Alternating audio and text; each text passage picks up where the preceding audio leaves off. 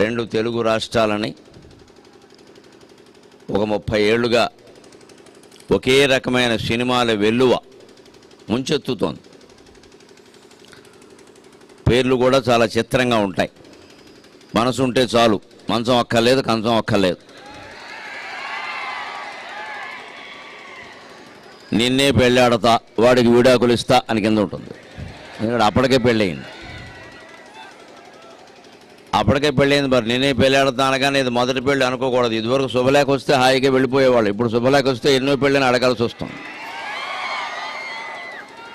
2వ పెళ్ళి 3వ పెళ్ళి కూడా శుభ్రంగా బాజా భజంత్రులతో హాయిగా చేస్తున్నారు, తప్పే ఉంది అన్నట్టుగా. అందుకని శుభలేఖ వస్తే అడగాల్సి వస్తుంది, బాబు ఆవిడకి ఎన్నో పెళ్ళి, ఈయనకి ఎన్నో పెళ్ళి అని. సినిమాలో అలాగే ఉంటాయి. నిన్నే పెళ్ళాడతా అంటే వాడికి విడాకులు ఇస్తాను కింద ట్యాగ్ టైటిల్ అని ఉంటుంది, మనం పెట్టుకోవాలి. కొంచెం ఇష్టం, కొంచెం కష్టం. అంటే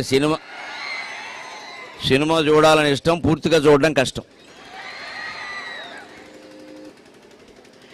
ఇలా రకరకాల సినిమాలు చూసి నాకు ఒక అనుమానం వచ్చింది. మీరు కూడా సినిమాలు చూస్తారా? ఏదో సంప్రదాయవాది అంటున్నారు, దేశాలన్నీ తిరుగుతారు, అవధానాలు అంటున్నారు, ప్రవచనాలు అంటున్నారు.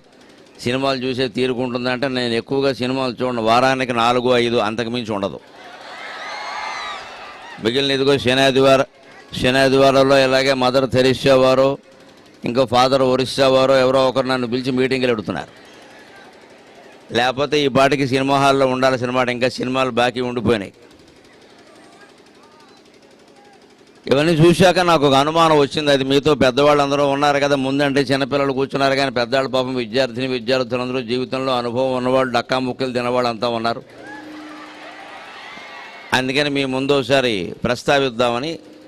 ఇన్ని అనుబంధాలు ఉంటాయి కదా ఎన్ని సినిమాల్లో, అన్నదమ్ముల మధ్య, అప్పచెల్లెళ్ళ మధ్య, భార్యాభర్తల మధ్య, ప్రేయసీ ప్రియుల మధ్య అనుబంధాలు ఉంటాయి. అవే ఎక్కువ ఉంటాయి. పాపం ప్రేయసీ ప్రియులు అనగానే ఏలైశారంటే వారు ఆ రంగంలో ఉన్నారని అర్థం.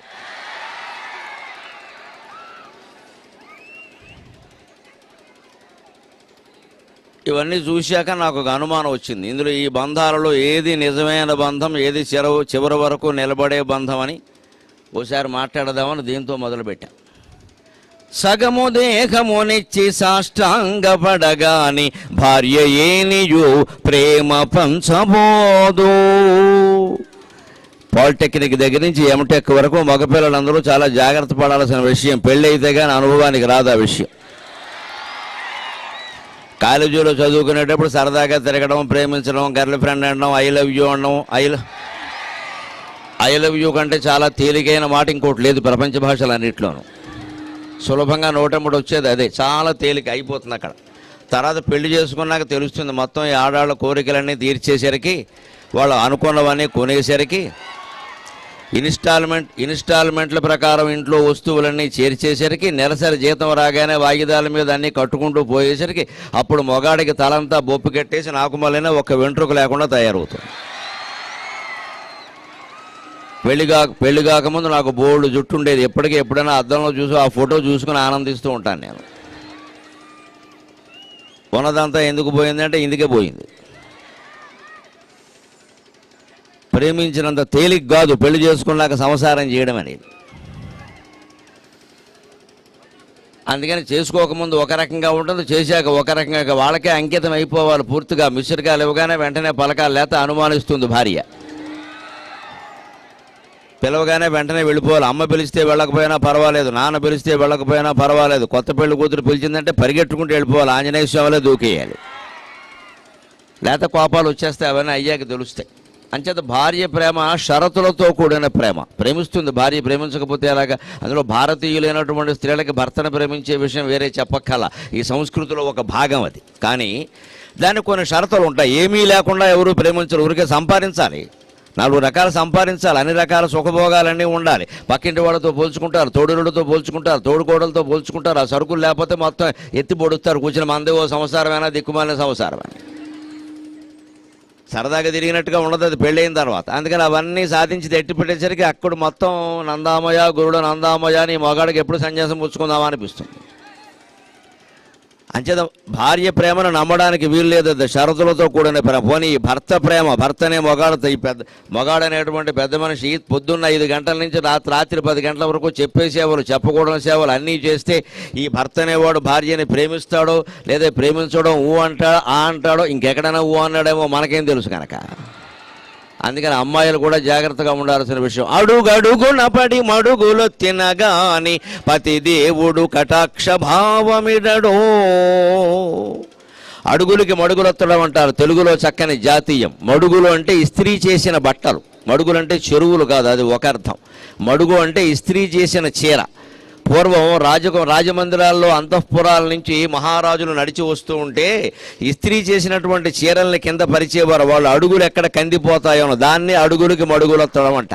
ఆ జాతీయం అందుకోసం ఏర్పడింది. అడుగులకి మడుగులొత్తడం అంటే చెరువులో అడుగులు వేయడం కాదు, జారిపోతారు, మునిగిపోతారు.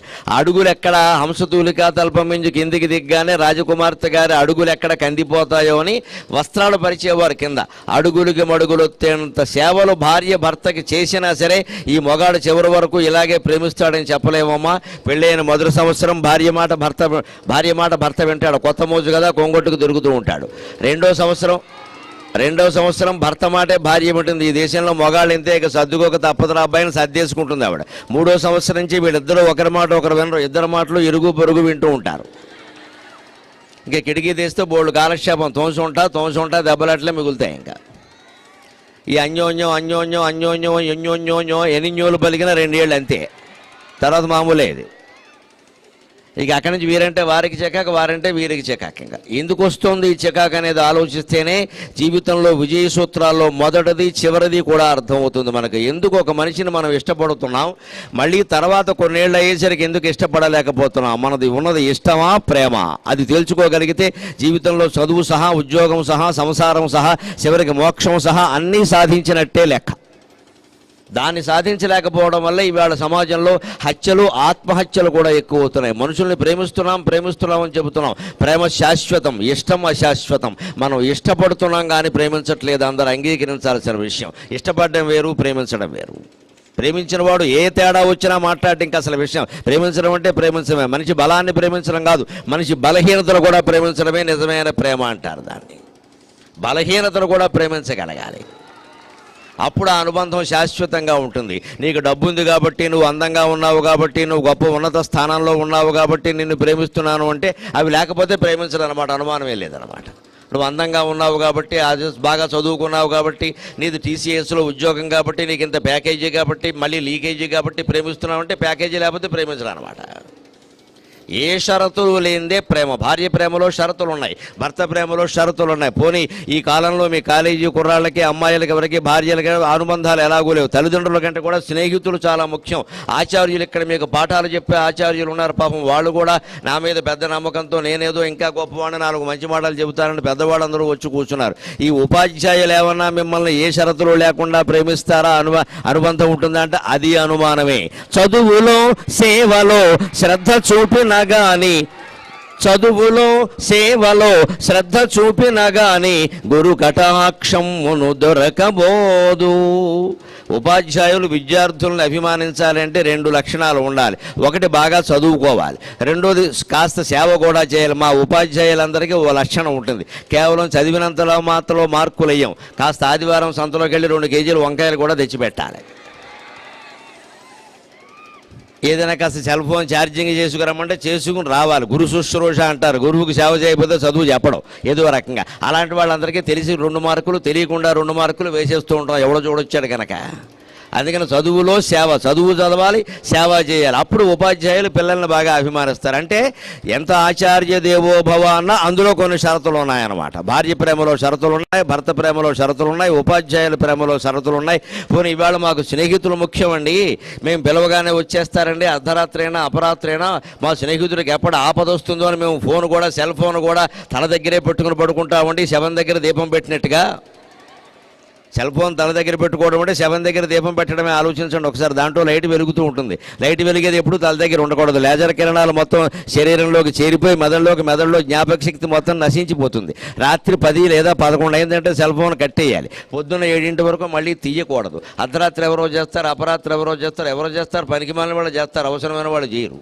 లేనివాడు వాడు ఆలోచించుకుంటాడు. ఇంత అర్ధరాత్రి నిద్ర లేపడం ఎందుకని మనం ఇవాళ తల దగ్గర పెట్టు కూర్చుంటున్నాం. అంత చేసిన స్నేహితులు ఎవరో చేస్తే వెంటనే పరిగెడతాం కదా.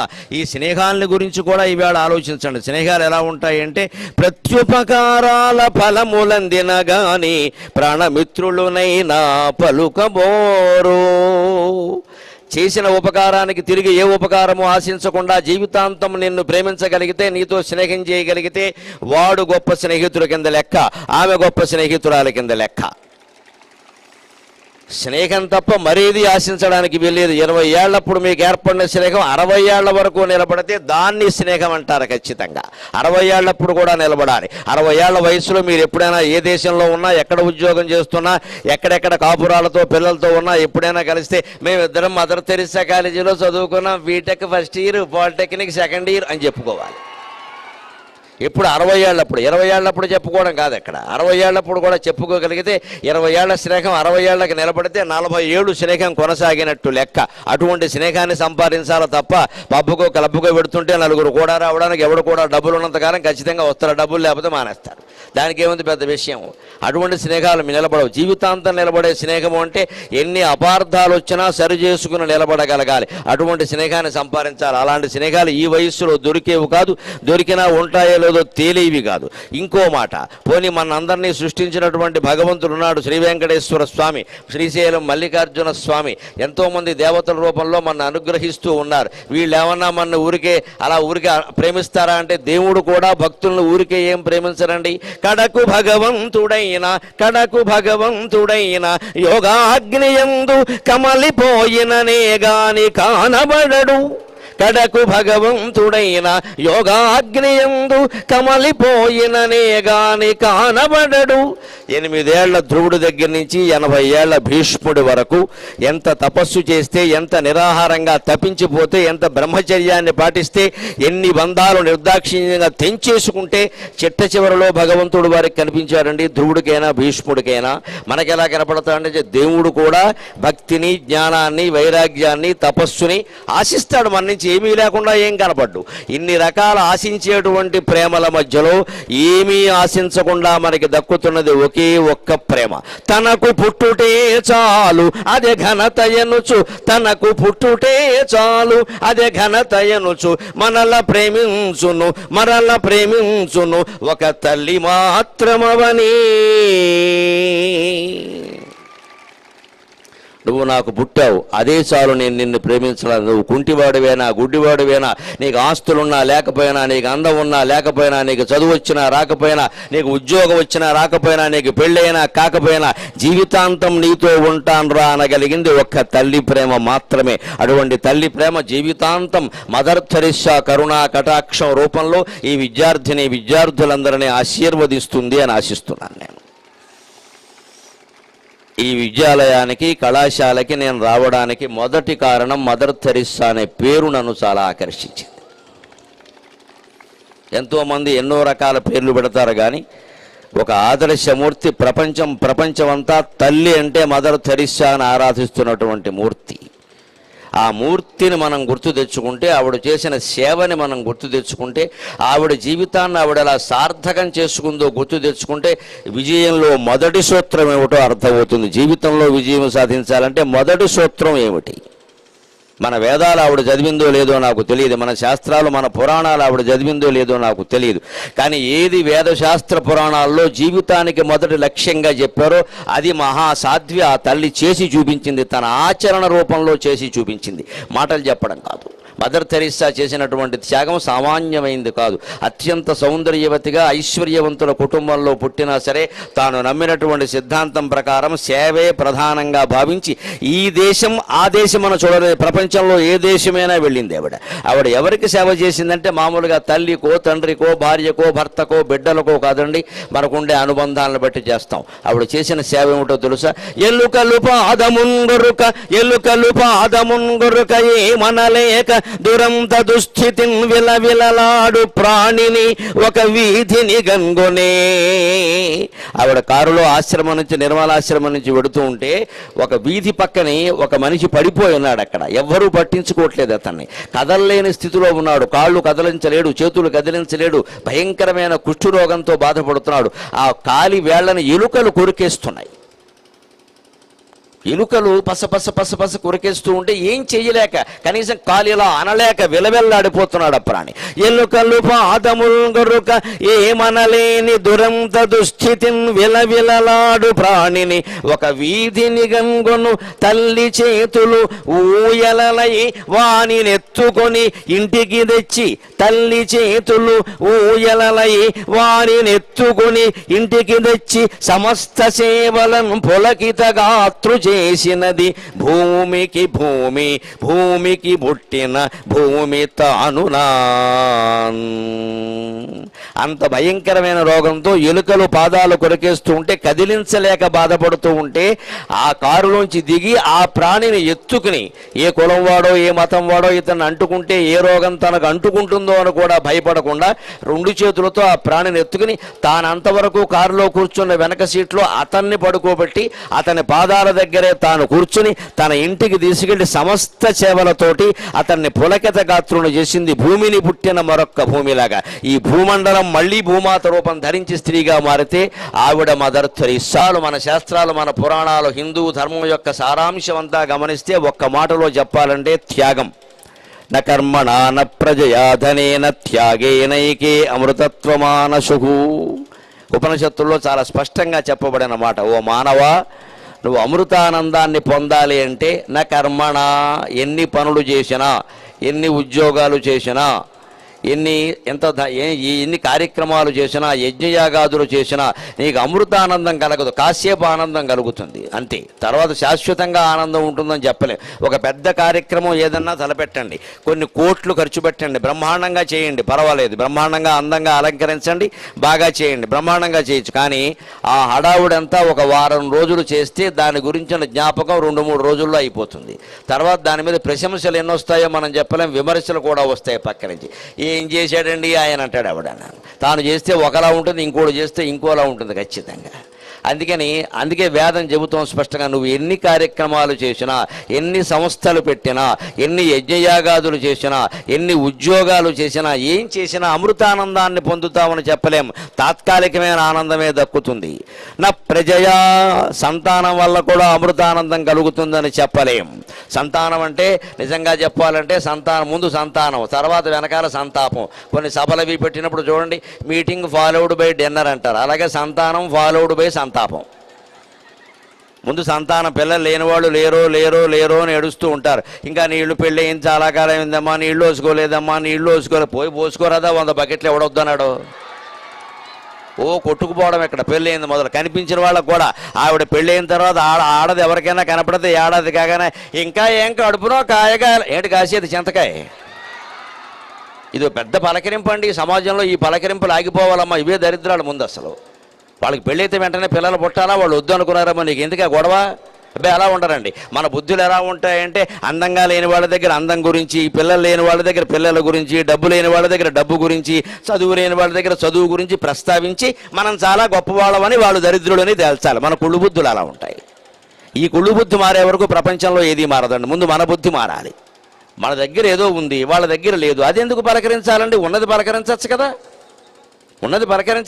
నా దగ్గరికి మీరు వచ్చి, ఏమంటే మీరు చాలా గొప్పగా మాట్లాడతారంటే సంతోషిస్తానమ్మా నేను. పోనీ మీకు డబ్బు ఉందంటే ఆనందిస్తా, పర్వాలేదు, నాకు కావలసిన డబ్బు ఏదో నాకుంది. మీరు పండితులు అంటే ఆనందిస్తా. అంతేగాని వచ్చి ఎన్నుంటే ఏమంటే నెత్తి మీద 4 వెంట్రుకలు లేవంటే ఏం చేయమంటావు? ఇప్పుడు కొత్తగా ఏమైనా ప్లాంటేషన్ చేసుకోమంటావా? ఎన్నుంటే ఏమంటే మీరు ఎన్నైనా చెప్పండి, నెత్తి మీద వెంట్రుకలు లేకపోతే కుదరవండి అంటే ఇంకంతే. ఇంకా నెత్తి మీద వెంట్రుకున్న వాళ్ళందరూ నాకంటే గొప్ప వాళ్ళు. ఇక్కడ ఏమైనా పిలిచేశారా వాళ్ళందరూ? నేను ఎవరి దగ్గర ఎప్పుడు యువతరం గుర్తుపెట్టుకోవాలని, మనస్సులు ప్రశాంతంగా ఉండాలంటే వాళ్ళ దగ్గర లేని దాన్ని గురించి, వాళ్ళ లోటుపాట్ల గురించి ప్రస్తావించొద్దు. ఉన్నదాన్ని గురించి ప్రశంసించి వాళ్ళని ఆనందంగా ఉండేలా చేయాలి. సంభాషణ నైపుణ్యం అంటే అది. ఉన్నదాన్ని ప్రశంసించాలి, ఎప్పుడు లేని దాని గురించి మాట్లాడదు. కానీ మన సమాజంలో పెద్ద రోగం ఏమిటంటే పెళ్ళి అయిన తర్వాత పిల్లలు లేకపోతే పిల్లలు లేరు అంటారు. అందుకని వెంటనే పిల్లలు లేరని ఇప్పుడు బాధ మొదలు పెడుతుంది. తర్వాత ఓ ఏడాది అయ్యాక ఎప్పుడో పిల్లలు కలిగారు అనుకుని, ఏమండి మీరు పిల్లలు లేరన్నారు, పిల్లలు కలిగారు కదండి అంటే, కలిగాడు కానీ ఏమో ఉపయోగం అమ్మా, అరగడి భోగం, 6 నెలల రోగం, 6 బకంలా ఉన్నాడు, ఎప్పుడు పోతాడో తెలియదు ఉంటుంది. అనారోగ్యం అన్నమాట. కలిగిన తర్వాత కలగనప్పుడు కలగలేదని బాధ, కలిగిన తర్వాత అనారోగ్య బాధ. అనారోగ్యం నుంచి కూడా తట్టుకుని కాస్త ఎల్కేజీలో యూకేజీలో చేరాడు అనుకోండి, మీ వాడిని మంచి టెక్నో స్కూల్లో చేర్చారు కదండి, సంవత్సరానికి ఊటీ కోటి లూటీ అయిపోయింది కదండి శుభ్రంగా అని అంటే, అబ్బాయి చేర్చాం కానమ్మా మ్యాథ్స్లో డల్ అమ్మా. యూకేజీ వాడు డల్ ఏమిటండి నాకు అర్థం కాదు. యూకేజీ వాడు కూడా డల్లే అంటే వాడు ఏమైనా 100 కేజీల మార్కులు తెచ్చుకోవాలా? మ్యాథ్స్లో డల్ అప్పుడే బెంగ, పుట్టకపోతే పుట్టలేదని బెంగ, పుట్టాకేమో ఆరోగ్యం బాగా లేదని బెంగ, ఆరోగ్యం బాగుంటే చదువు బాగా రాలేదు, మార్కులు రాలేదని బెంగ. పోనీ వాడు 10th క్లాస్లోకి వచ్చాక, మీ వాడు 10th క్లాస్కి వచ్చాడండి బాగున్నారా పిన్ని గారు అంటే, 10th అమ్మా 10th వద్దేటి అసలు గండం అదే అని మొదలెట్టాం ఇక్కడ. 10th తర్వాత ఇంటర్మీడియట్లో చేరాక బాగున్నాడు కదండి, ఇంగ్లీష్ మీడియంలో కూడా చేర్పించారు బ్రహ్మాండంగా. ఇంటర్మీడియట్ ఏముందమ్మా, ఎంసెట్ అవ్వాలి కదా, ఎంసెట్ కోచింగ్ అవ్వాలి కదా, అది అందులో లాంగ్ టర్మ్ అమ్మా అవ్వాలి కదా అన్నమాట అక్కడ. అది కూడా అయిన తర్వాత పోనీ మా పిన్ని గారు మీరు ఆనందంగా ఉన్నారంటే, కోచింగ్ అయిందమ్మా మంచి ఇంజనీరింగ్ కాలేజీలో సీటు రావద్దు అన్న. సీటు కూడా వచ్చిన తర్వాత వచ్చిందమ్మా ఈసీజీ వచ్చింది, సిసిజీ రాలేదు, మళ్ళీ ఇదో గొడవ ఇక్కడ. ఆ సీటు కూడా వచ్చిన తర్వాత ఏమండి మీ అబ్బాయి 4వ తరగతి బీటెక్ 4th ఇయర్ చదువుతున్నట్ట, కొద్ది నెలల్లో చదువు అయిపోతే ఏం ఉపయోగం, క్యాంపస్ ఇంటర్వ్యూలో సెలెక్ట్ అవ్వద్దా, మళ్ళీ అదో బెంగ. క్యాంపస్ ఇంటర్వ్యూలో కూడా సెలెక్ట్ అయ్యాక ఏమండి మీ వాడికి ఉద్యోగం వచ్చిందని బాగున్నారా సుఖంగా ఉన్నారంటే, వచ్చిందమ్మా టీసీఎస్లో అలా రాలేదు, సిటీఎస్లో వచ్చేసింది అంటాడు మళ్ళీ. టీసీఎస్లో కూడా వచ్చిన తర్వాత ఎవరికైనా పలకరించి టీసీఎస్లో వచ్చింది కదా మీ వాడికంటే, వచ్చిందమ్మా కానీ ప్యాకేజీ బాగోలేదు, కొంచెం లీకేజీ ఉందంట. మనం ఇక్కడ ప్యాకేజీ కూడా బాగున్నాక ఆ తల్లిని వెళ్ళి పలకరించి, ఏమండి మీ వాడికి నెలకి 1,50,000 జీతం అంట కదా, సంవత్సరానికి 18 లక్షల ప్యాకేజీ బ్రహ్మాండంగా ఉన్నారంటే, అన్నీ బాగున్నాయండి వాడికి 30 ఏళ్ళు వచ్చే పెళ్ళి అవ్వట్లేదని చెబుతుందండి. మరి ఇన్ని బాగున్నాక 30 ఏళ్ళు వస్తాయి మరి. పోనీ ఆ పెళ్లి కూడా అయ్యాక మన భోజనాలకి పిలిచిన తర్వాత వెళ్ళి తర్వాత 2 ఏళ్ళు గడిచిన తర్వాత పెళ్లి కూడా చేసేసారండి పిన్ని గారు మీ అబ్బాయి కంటే, మా కోడలు నీళ్ళు వేసుకోలేదు ఉంటుంది. అసలు ఈ అత్తగారు నీళ్ళు వేసుకోకుండా ఉంటే ఈ గొడవ లేకుండా ఉండేది. కోరికలు ఇలా ఉంటాయండి. మనం విజయం సాధించలేకపోవడానికి, అశాంతికి లోనవ్వడానికి, ఇవాళ యువతరంలో హత్యలు ఆత్మహత్యలు కూడా వ్యాపించడానికి ప్రధాన కారణం మన దిక్కుమాలిన కోరిక. ఈ కోరిక అనేది ఎక్కడైనా అర్థం అంతు అనేది ఉందా, దరి ఉందా అంటే ఉండదండి. ఎన్నేనా అలా పుడుతూనే ఉంటాయి. పిల్లలు లేనప్పుడు లేరు దగ్గర నుంచి మీరు చూసుకో, మళ్ళీ కోడలకి పిల్లలు లేరు వరకు వెళ్ళిపోయింది ఆ కోరిక.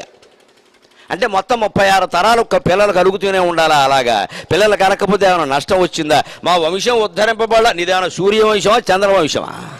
ఇప్పుడు పెరగకపోతే నష్టం ఏంటట? ఎంత కొట్టుకుపోతారనండి పిల్లలు అని చెప్పేసి. నేను మొహమాటం లేకుండా చెబుతున్నా, మన దేవతల్ని గమనించండి. లక్ష్మీనారాయణులకి సంతానం లేదు, శివపార్వతులకి సంతానం లేదు. లక్ష్మీనారాయణుల సంతానం అని చెప్పడే బ్రహ్మదేవుడు కానీ మన్మధుడు కానీ వాళ్ళ కడుపున పుట్టిన వాళ్ళు కాదు. వినాయకుడు కానీ కుమారస్వామి పార్వతీదేవి గర్భాన పుట్టిన వాళ్ళు కాదు, సంకల్ప మాత్రం చేత పుట్టిన వాళ్ళు. అంచేత మన దేవతలు ఎవరికి పిల్లలు లేరు. ఎందుకు లేరో తెలుసా? సొంత పిల్లలు ఉంటే ఎవడు సమాజం గురించి ఆలోచించడు. ఆ 2 గొట్టంగాళ్ళ గురించి ఆలోచిస్తాడు. ఎంత మా వాళ్ళని. వాళ్ళ కోసం 200 కోట్లు సంపాదించిన ఈ మనిషికి శాంతి అనేది ఉండదు ఇక్కడ. అదే పిల్లలు లేనివాడు శుభ్రంగా భార్యతో సహా సమస్త భోగాలు అనుభవిస్తాడు, జలసా చేస్తాడు, తీర్థయాత్రలు చేస్తాడు, దాన ధర్మాలు చేస్తాడు, ఆనందంగా బతుకుతాడు. చివరికి ఏమైనా మిగిలింది ఉంటే 1 కోటి రూపాయలు పట్టుకెళ్ళి ఆశ్రమంలో వృద్ధాశ్రమంలో ఇస్తే వాళ్ళు దేవతల్లో చూస్తారు వీళ్ళని, హాయిగా వెళ్ళిపోతాడు. పిల్లలు లేని వాళ్ళు దేవతలతో సమానం అండి. ఏం అందులో మొహమాట పడాల్సిన పని లేదు, బాధపడాల్సిన పని లేదు. దేవతలతో సమానం. మన దేవతలకు ఎవరికి సంతానం లేదు. అంచేత పిల్లలు లేని వాళ్ళు ఎవరైనా కనిపిస్తే, ఒకవేళ వాళ్ళు ఎవరైనా నా దగ్గర ఏమండి మాకు పిల్లలు లేరంటే, మీరు దేవతలమ్మా మిమ్మల్ని చూస్తే పుణ్యమని నమస్కారం పెడతాను. లేదా పిల్లలు చెప్పడానికి ఉపాయం చెప్పమని నన్ను అడుగుతారు. మళ్ళీ నేను ఎక్కడ చెప్పను ఇక్కడ. అందుకే నేను ముందే నమస్కారం పెట్టేసి, మీరు దేవతలమ్మా మీకు నమస్కారం, మిమ్మల్ని చూస్తే పుణ్యం అంటాను. ఉన్నవాడు ఎవడు సుఖంగా లేడు. అంటే సంతానం వెనకాల సంతాపం. అందుకే వేదం చెప్పింది స్పష్టంగా, నీ యజ్ఞయాగాది కర్మకాండాల వల్ల కానీ, నీ కార్యక్రమాల వల్ల కానీ, నీ ఉద్యోగం వల్ల కానీ, నీ చదువుల వల్ల కానీ నువ్వు అమృతానందాన్ని పొందలేవు. నీ సంతానం వల్ల కూడా పొందలేవు. ఇంకో మాట, నా ప్రజయా ధనేనా, డబ్బు వల్ల కూడా పొందలేవు. 100 కోట్లు కాదు 1,00,000 కోట్లు ఉన్నా సరే మనిషి ఆనందంగా ఉండడు. కోట్లు వచ్చే వరకు కోట్లు కావాలంటాడు. కోట్లు వచ్చాక రాజకీయాల్లో ప్రవేశిస్తాడు. రాజకీయాలు ప్రవేశించాక పంచాయతీ సర్పంచ్ ప్రధానమంత్రి పదవి వరకు కావాలంటాడు. ప్రధానమంత్రి కూడా అయితే అమెరికా ప్రెసిడెంట్ అయ్యే అవకాశం ఏమైనా ఉందా లేదా అంటాడు. అక్కడ కూడా సంతృప్తిగా ఉండాడు. అంచేత ధనేనా స్పష్టంగా చెప్పింది కదా, నీకు ఎంత ధనం ఉన్నా నువ్వు అమృతానందాన్ని పొందలేవు మానవ. ఇవాళ కోటీశ్వరులైన వాళ్ళు ఎవరినైనా గమనించండి, ఏం ఆనందంగా లేరండి. అందరూ పొద్దున్న 10 బిళ్ళలు, సాయంత్రం 10 బిళ్ళలు, మొత్తం షుగర్ బిళ్ళలు, బీపీ బిళ్ళలు వేసుకోవాల్సిందే. ప్రతివాడు డబ్బా పెట్టుకుని తిరుగుతున్నాడు. ఇక్కడ సమయానికి తిండి తినడానికి లేదు. గట్టిగా ఏమైనా 2 మినపసునులు కనిపిస్తే నొక్కేస్తే చచ్చిపోతాడు సాయంత్రానికి. తినడానికి లేదు. షుగర్ అండి దేనికి ఎక్కడ నీకు పని లేక 100 కోట్లు. ఏమి తినడానికి లేదు, సుఖంగా నిద్ర పట్టదు. నిద్ర పట్టాలంటే బెళ్ళేసుకోవాలి, తీపి తినాలంటే బెళ్ళేసుకోవాలి, తినకముందో బెళ్ళేసుకోవాలి, తిన్నాకో బెళ్ళేసుకోవాలి. ఉంది ఇంజక్షన్లు కూడా చేసుకోవాలి, ఎంత ఉందో చూసుకోవాలి. దాన్ని బట్టి 100 గ్రాములు తిను, 1/2 గ్రాము తిను, 1 గ్రాము తిను, 1 ముక్క తిను. దిక్కుమాలిన తిండి అంటారు దీన్ని. ఇలా లెక్క పెట్టుకుని తినాలి. 2 ఇడ్లీ గట్టిగా తినడానికి లేదు. దేనికి నీకు తిండి తినడానికి కూడా లేనప్పుడు కోటీశ్వరులు మీరు గమనించడం, 2వ పూట తిండి తినరు, చపాతి. అది కూడా 2వది వేసుకోరు, బరువు పెరుగుతాడు. అందులోకి మళ్ళీ షుగర్ ఉండదు, మధుమేహ వ్యాధి. అందులోకి మళ్ళీ చట్నీ ఉండదు, బీపీ. దేనికి పనిలేక 1 చపాతీకి 100 కోట్ల. మొత్తం భారతదేశంలో ధరలు ఎంత దారుణంగా పెరిగినా 1 చపాతీ 100 కోట్లు కాలేదండి. 1 చపాతీ 100 కోట్లు కాలేదు. ఇంకా మనం అదృష్టవంతులమే. 1 చపాతీ తప్పే తినలేవు. నీకేమో 200 కోట్ల ఆస్తి, పని లేక దేనికి ఇది? ఊరికే చూసుకుని లెక్కలెట్టుకుంటూ కూర్చోవడం, పక్కన తోడుతోనో బావమరితోనో పోల్చుకోవడం. వాడండి అండం ఇక్కడ ఇందుకీ లెక్క. అందుకే వేదం స్పష్టంగా చెప్పింది, ఏ మతంలోనైనా ఒకటే ధర్మం ఉంటుందండి. అన్ని మతాలని మనం సమానంగా గౌరవించాల్సిందే. మతం నిజమైన సారాంశం తెలిసిన వాడెవడు మత కలహాలకి పాల్పడ్డు, మత మార్పిడికి కూడా పాల్పడ్డు. అన్ని మతాలు గొప్పవే, అందరూ మహానుభావులే. ప్రపంచంలో ఉన్న మతాలన్నీ గొప్పవే. తేడా ఎక్కడొచ్చింది అంటే, అసలు ప్రవక్త చెప్పేది వేరు, వీళ్ళు చేస్తున్న వ్యవహారం వేరు.